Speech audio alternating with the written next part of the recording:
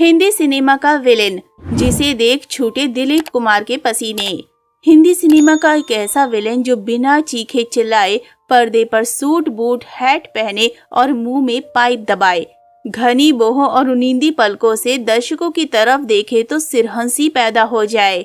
K. N.. Singh Hindi cinema के एक ऐसे सितारे रहे हैं जिन्होंने अपने फिल्मी करियर में कई यादगार किरदार निभाए हैं। हिंदी सिनेमा के अच्छे से अच्छे सितारे सेट पर उन्हें देखकर घबरा जाते हैं। अपने जमाने के दिग्गज अभिनेता के.एन. सिंह का जन्म 1 सितंबर 1908 को देहरादून में हुआ था। 6 भाई बहनों में के.एन. सिंह सबसे बड़े थे। के.एन. सिंह का पूरा नाम कृष्ण निरंजन सिंह था। इनके पिता चंडी प्रसाद सिंह एक जाने माने क्रिमिनल लॉयर थे।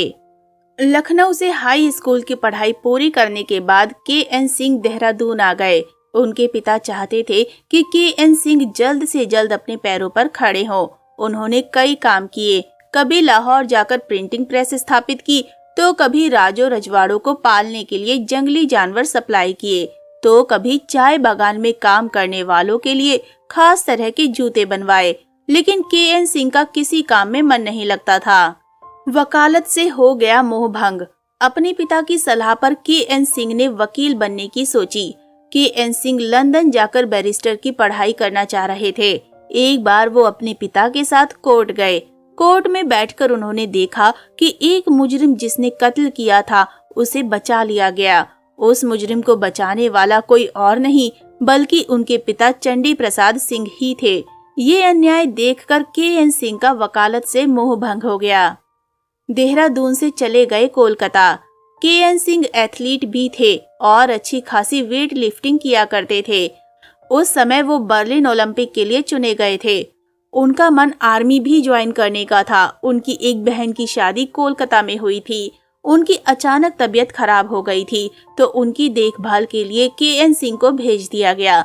उनके कोलकाता जाने की बात सुनकर देहरादून में उनके एक दोस्त नित्यानंद खन्ना ने उन्हें पृथ्वीराज कपूर के नाम पर एक पत्र दिया।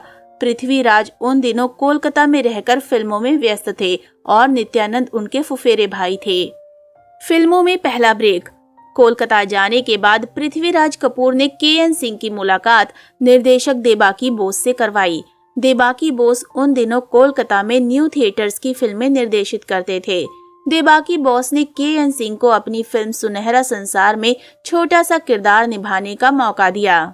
ये फिल्म 1936 में रिलीज हुई थी। सुनहरा संसार के बाद के.एन. सिंह ने न्यू थिएटर्स में 150 के मासिक वेतन पर फिल्मों में काम करना शुरू कर दिया। कोलकाता में की गई फिल्मों में उनकी अदाकारी से चर्चे मुंबई तक होने लगे।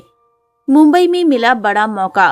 पृथ्वीराज कपूर कोलकाता से पहले ही मुंबई आ चुके थे। निर्देशक ए.आर. कारदार ने के.एन. सिंह को मुंबई आने का न्योता दिया और वो उस साल 1937 में मुंबई आ गए। मुंबई आने के बाद के.एन. सिंह को निर्माता फाजली भाई की बागबान में काम मिल गया। साल 1938 में रिलीज इस फिल्म ने के.एन. सिंह को उस युग के प्रमुख खलनायकों में से एक के रूप में स्थापित किया। खलनायक की भूमिका में वो किंग ही थे। फाजली भाई के बाद के.एन. सिंह ने नानू भाई देसाई के साथ कुछ दिनों तक काम किया और फिर सोहराब मोदी के मिनर्वा स्टूडियो से जुड़ गए और सिकंदर, फिर मिलेंगे जैसी कई फिल्मों में काम किया। मिनर्वा स्टूडियो से उन्हें महीने के 500 रुपए मिलने लगे। देवकी रानी की पारखी नजर पड़ी। मुंबई फिल्म इंडस्ट्री के के.एन. सिंह के काम के चर्चे होने लगे। बॉम्बे टॉकीज की पारखी निर्माता और अभिनेत्री देविका रानी की उन पर नजर पड़ी। उन्होंने के.एन. सिंह को बॉम्बे टॉकीज में आने का निमंत्रण दिया।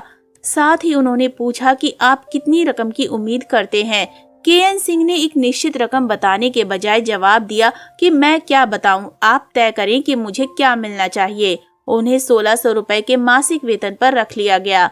मासिक वेतन के अलावा घर से स्टूडियो आने जाने का टैक्सी किराया भी मुकम्मल किया गया। साल 1944 तक वो स्टूडियो से जुड़े रहे। इस दौरान के.एन. सिंह ने बॉम्बे टॉकीज की ज्वार भाटा जैसी कई फिल्मों में अभिनय किया। बाद में स्टूडियो सिस्टम टूटने पर उन्होंने बाकी कलाकारों की तरह स्वतंत्र रूप से अभिनय जारी रखा। लोकप्रिय फिल्में। 1940 और 1950 के दशक के दौरान के.एन. सिंह उस युग की कई प्रतिष्ठित फिल्मों में काम किया, जिनमें सिकंदर, ज्वार भाटा, हुमायूं, आवारा, सी.आई.डी, हावड़ा ब्रिज, चलती का नाम गाड़ी, Amrapali, an evening in Paris, झूठा कहीं का, हाथी मेरे साथी, मेरे जीवन साथी जैसी कई लोकप्रिय फिल्में शामिल हैं। उन्होंने चीखने चिल्लाने वाले विलेन की भूमिका के बजाय शांत विलेन की भूमिका निभाई थी। उन्होंने ज्यादातर एक सफेद कॉलर वाले सज्जन विलेन की भूमिका निभाई, जो एक अच्छा सूट पहने हुए था और शांत ठंडी डिलीवरी के साथ पाइप पीता था। सूट बूट और हैट पहने वो मुंह में पाइप दबाए के.एन. सिंह पर्दे पर आते थे और घनी बोहों और उनींदी पलकों से दर्शकों की तरफ देखते थे तो सिरहंसी पैदा होती थी। दिलीप कुमार के छूट गए पसीने। बॉम्बे टॉकीज की फिल्म ज्वार भाटा से दिलीप कुमार लॉन्च हो रहे थे। दिलीप कुमार का पहला शॉट लिया जा रहा था। सेट पर मौजूद के.एन. सिंह को देखकर उनकी घबराहट बढ़ गई तो निर्देशक अमिय चक्रवर्ती ने उनसे आग्रह किया कि आप चाय पीने के लिए थोड़ी देर सेट से बाहर चले जाएं। निर्देशक की बात के.एन. सिंह की समझ में नहीं आ रही थी तो उन्होंने वजह पूछी। अमिय चक्रवर्ती ने बताया कि दिलीप कुमार आपकी मौजूदगी से घबरा रहे हैं। ये सुनते ही के.एन. सिंह ने दिलीप कुमार के कंधे पर हाथ रखा और उन्हें समझाया। दिलीप कुमार की घबराहट खत्म हो गई। दोनों ही पहले दिन से दोस्त बन गए। आखिरी फिल्म। के.एन. सिंह की आखिरी फिल्म दानवीर 20 सितंबर 1996 को रिलीज हुई थी। इस फिल्म में के.एन. सिंह एक छोटे से किरदार में नजर आए थे जो प्रेम चोपड़ा को खलनायकी का गुरु मंत्र देते हैं। इस फिल्म में मिथुन चक्रवर्ती और रंभा की लीड भूमिकाएं थी। के.एन. सिंह की पत्नी प्रवीण पाल भी सफल चरित्र अभिनेत्री थी। उनकी अपनी कोई संतान नहीं थी। के.एन. सिंह अपने छोटे भाई विक्रम सिंह के बेटे पुष्कर सिंह को अपना पुत्र मानते थे। विक्रम सिंह फिल्म फेयर के कई साल तक संपादक रहे और पुष्कर सिंह टेलीविजन धारावाहिकों के निर्माता हैं। आखिरी दिन। अपने अंतिम वर्षों में के.एन. सिंह को दिखाई देना बंद हो गया था। बताया जाता है कि के.एन. सिंह का मामूली सा मोतियाबिंद का ऑपरेशन हुआ था। इसके बाद उन्हें कम दिखाई देने लगा और एक समय ऐसा आया कि बिल्कुल ही दिखाई देना बंद हो गया। 31 जनवरी 2000 को उन्होंने मुंबई में अंतिम सांस ली। तो दोस्तों, अभी के लिए बस इतना ही। मिलते हैं अगली वीडियो में। तब तक आप सब अपना ध्यान रखिए। Bye bye.